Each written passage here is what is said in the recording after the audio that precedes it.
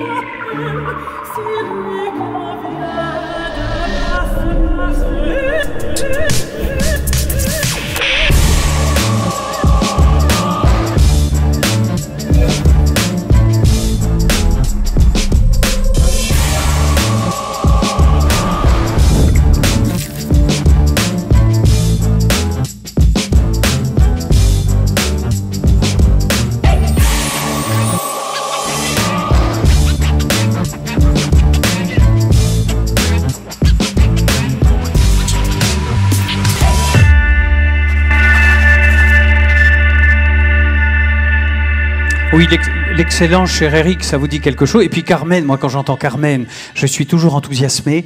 Et je vous laisse donc la parole, cher Eric. Alors bonsoir à tous, merci cher Pascal.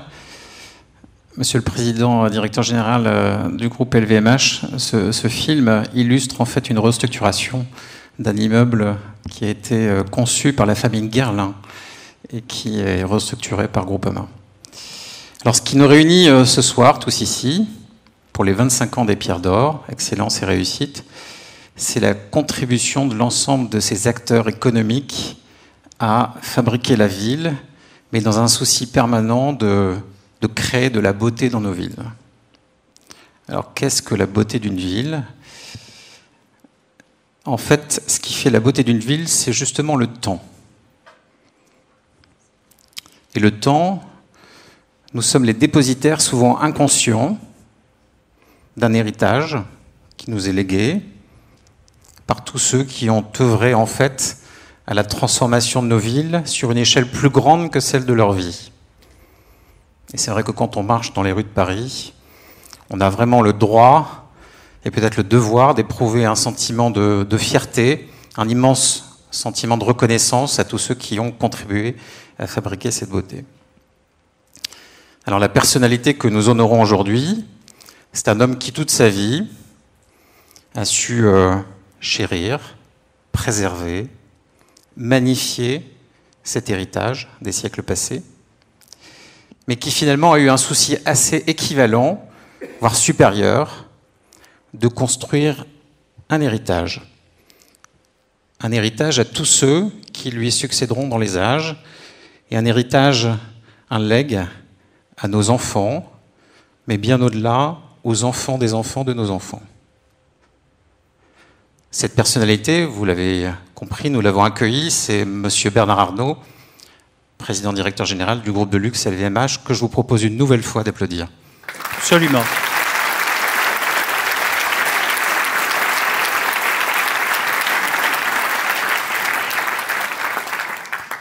Alors, Monsieur le Président, la coutume veut que nous honorions notre invité.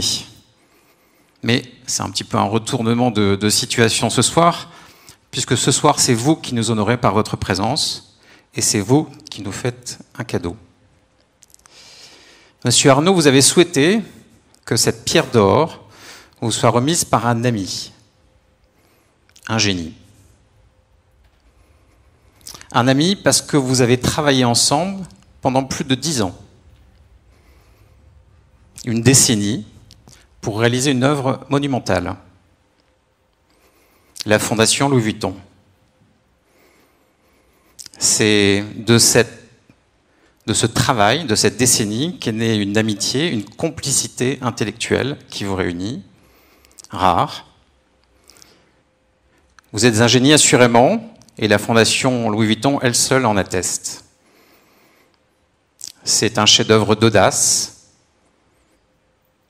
un chef-d'œuvre de créativité, qui complète bien sûr une collection d'œuvres mythiques, uniques, audacieuses, impertinentes, et qui défie, nous, gens de l'immobilier, les lois de la physique. Alors soyons-en sûrs, ce qui fait cette audace, cette créativité, cette beauté des villes, c'est le temps. Eh bien, le temps, on y revient. Nous allons prendre le temps, mesdames et messieurs, d'accueillir, pour vous remettre cette pierre d'or, d'accueillir l'un des plus grands, sans doute le plus grand architecte contemporain. J'accueille M. Franck Gehry.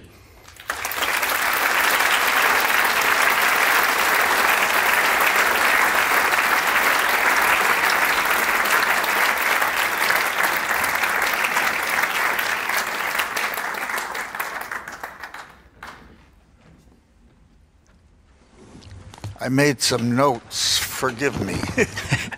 My French is terrible. 25 years ago when I lived here, I almost was fluent in French, but now je commence d'être trop vieille.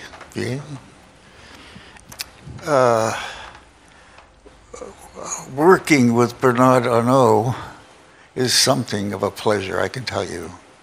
I recommend it for other architects. He's an active and very committed client. He stays involved with the projects and with the details. Very detailed guy. And I love it. I love that. Both of us share a love for the arts, of course, but especially for classical music.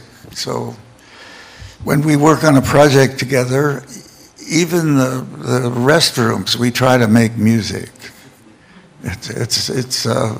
It's like a disease, isn't it, Bernard?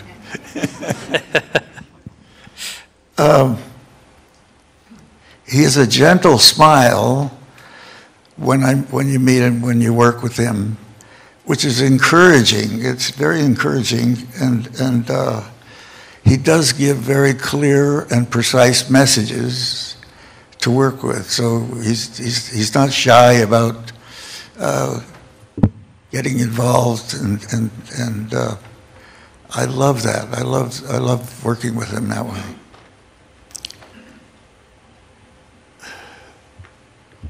I can't even read my own writing. That's a problem with notes. I really value the experience, and of course 3 or 4 buildings that we've made have been I'm very proud of, and they, by the way, got some recognition, didn't they, somehow? We didn't have press agents either. I traveled from LA to do this tonight because of my love for the men, my love and very much think very highly of him. So I'm honored to be able to. Do you want to give him a? Yes. Okay. Voilà. I thought it would be in stone. Bernard. Donc si, I'm here. voilà, absolument.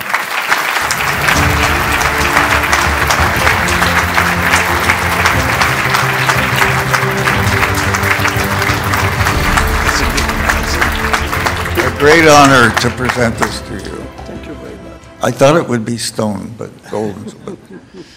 Ok, merci beaucoup. Je suis très touché et je tiens à vous faire part de mes remerciements chaleureux pour cette distinction à laquelle, franchement, je ne m'attendais pas.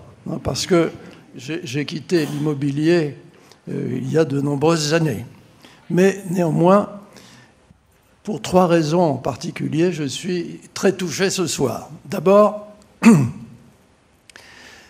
me trouver aujourd'hui parmi vous me ramène une période de ma vie professionnelle où, prenant la tête de l'entreprise familiale, j'œuvrais à développer d'abord dans le nord de la France, puis assez rapidement sur tout le territoire et ensuite aux États-Unis pour construire différents bâtiments d'habitation, de logements, de bureaux, d'usines, etc.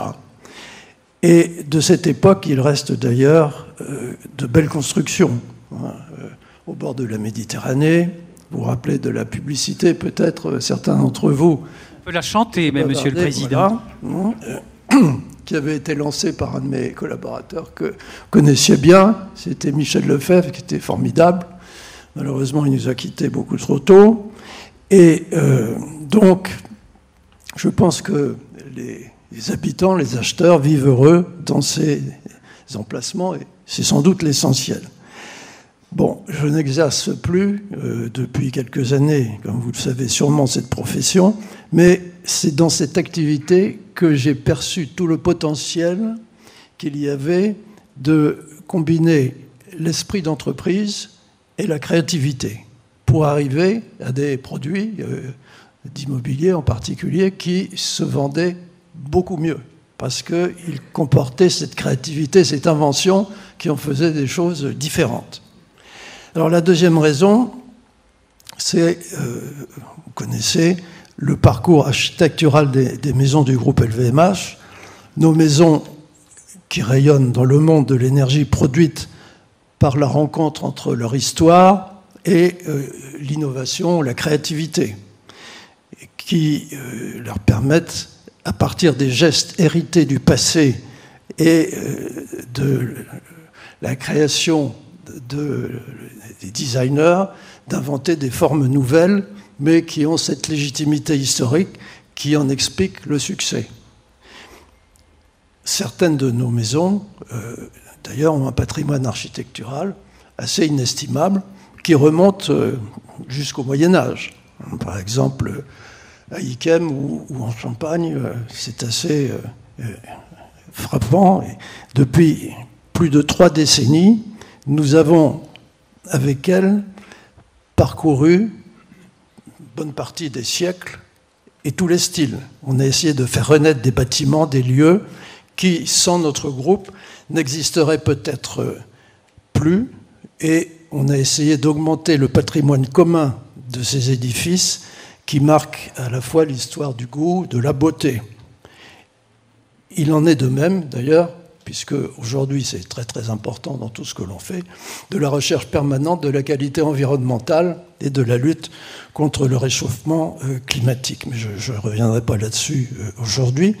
Et alors la troisième raison pour laquelle je suis très heureux d'être avec vous ce soir, c'est que ce prix m'est remis par Franck. Pas la peine de vous rappeler son talent, sa renommée. Pour moi, c'est le plus grand. C'est un ami très cher avec qui on travaille depuis 20 ans, parce que je l'ai rencontré au début des années 2000, quand nous avons décidé de créer la fondation Louis Vuitton. Et depuis, nous sommes ensemble dans un voyage de création architecturale qui est un des plus passionnants qu'il soit possible de vivre. Et je tiens à le remercier du fond du cœur. Parce que, comme il l'a dit très gentiment dans son petit mot, c'est très amusant et très agréable de travailler avec Franck. Parce que c'est un architecte phénoménal, mais on peut travailler très facilement avec lui. C'est pas le genre d'architecte qui vous dit voilà, vous êtes là pour payer, moi je fais l'architecture, laissez-moi travailler. Pas du tout. Hein. On travaille de très près. Et pendant la construction de la fondation, je me rappelle au début, hein, quand il a envoyé le premier dessin de la fondation, on a eu des allers-retours fréquents. Hein. On a travaillé ensemble sur même l'esthétique, la forme des... Vous voyez cette fondation avec des parois, il y a une double paroi, et la paroi extérieure, c'est des voiles, hein, mais à l'intérieur, il fallait que ça tienne. Donc, on avait quand même des questions, hein, parce qu'il faut savoir que dans ce bâtiment, il y a autant d'acier que dans la Tour Eiffel. Ça n'a pas l'air comme ça. On a l'impression que le bâtiment peut s'envoler, mais ça, je vous garantis qu'il ne va jamais décoller, hein, parce que c'est vraiment un bâtiment bien ancré dans le sol. Et donc, la complexité technique, combinée à cette esthétique tout à fait exceptionnelle, qui donne une allure au bâtiment que l'on a construit ensemble, c'est ça qui est formidable. C'est d'ailleurs pour ça qu'on a réalisé toute une série de bâtiments dans le monde, en Corée, aux États-Unis. On en a d'autres en projet maintenant, parce qu'avec Franck, on a encore d'autres projets. On a un projet formidable à Cognac, hein, qu'on a regardé ensemble hier, qui va être magnifique. Voilà. Quand il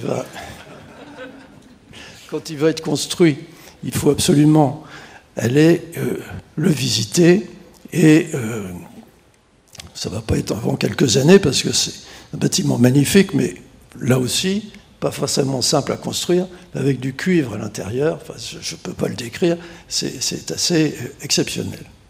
Et l'architecture, pour moi, comme je crois la musique d'ailleurs, est un art qu'il faut avoir soi-même pratiqué pour bien l'apprécier, quel que soit son niveau. Et moi, je ne suis pas un architecte, mais j'aime beaucoup travailler avec les architectes, et en particulier avec Franck.